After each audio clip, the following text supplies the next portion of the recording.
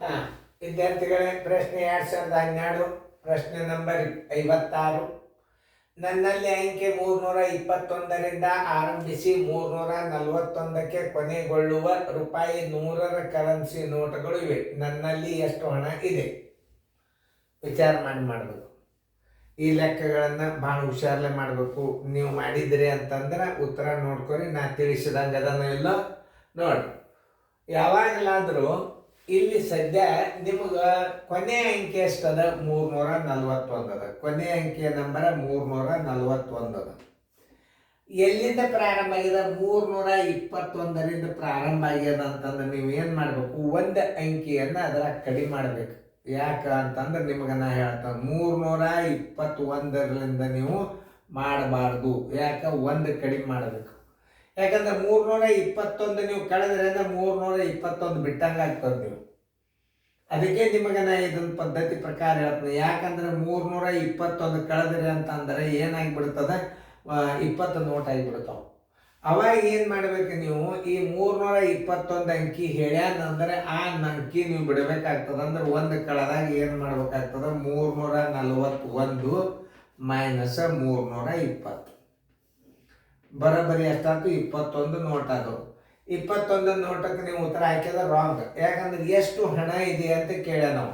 ಆ 21 ಗುಂಡೆ 100 ಕರೆನ್ಸಿ 100 ನೋಟವ ಅಂತಂದ್ರೆ ನೀವು ಬರೋಬ್ಬರಿ ಏನು ಮಾಡಬೇಕು? 2100 ರೂಪಾಯಿ ಅದ ಅಂತ ತಿಳ್ಕೊಂಡು ನೀವು ಉತ್ತರ ಹಾಕ್ಬೇಕು.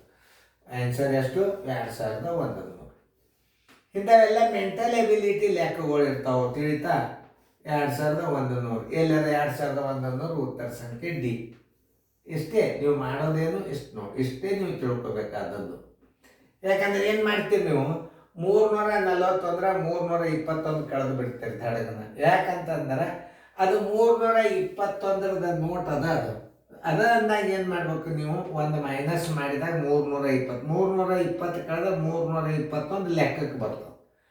ಇವಾಗ 321 ನೀವು ಕಳೆದು ಬಿಟ್ಟರೆ 20 ನೋಟ್ ಆಗಿಬಿಡ್ತಾವೆ, 2000 ಆಗ್ತದೆ. ಅದನ್ನು ಉತ್ತರ ಇಟ್ಟಂಗೆ. ಅದಕ್ಕೆ ನಿಮ್ಗೆ ಹೇಳೋದು, ಗಣಿತಗಳನ್ನು ಮಾಡುವಾಗ ಭಾಳ ಹುಷಾರಲ್ಲೇ ಮಾಡಬೇಕು ಅನ್ನೋದೈದ. ನೋಡಿ ಎಷ್ಟು ಚಂದ ಇರ್ತಾನೆ. 341 ನೀವು 321 ಕಳಿತೀರಿ, 20 ಬರ್ತದೆ. ಅದಕ್ಕೆ 100 ಗುಣಾಕಾರ ಮಾಡಿ 2000 ಹಾಕ್ತೀರಿ ಅಂತ ಮಾಡ್ಯಾರ.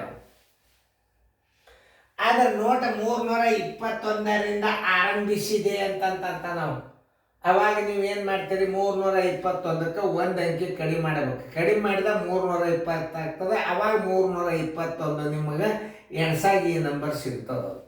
ಅದಕ್ಕೆ 341ರೊಳಗೆ 320 ಕಳೆದ್ರೆ ಎಷ್ಟು ನೋಟ್? ಅದು 21 ಅದು. ಕರೆನ್ಸಿ 21 ಹಾಕ್ಲಿಕ್ಕೆ ಹೋಗಬಾರ್ದು. ನೋಟುಗಳು ಎಷ್ಟು ಅಂತ ಕೇಳಿದ್ರೆ 21 ಆಗ.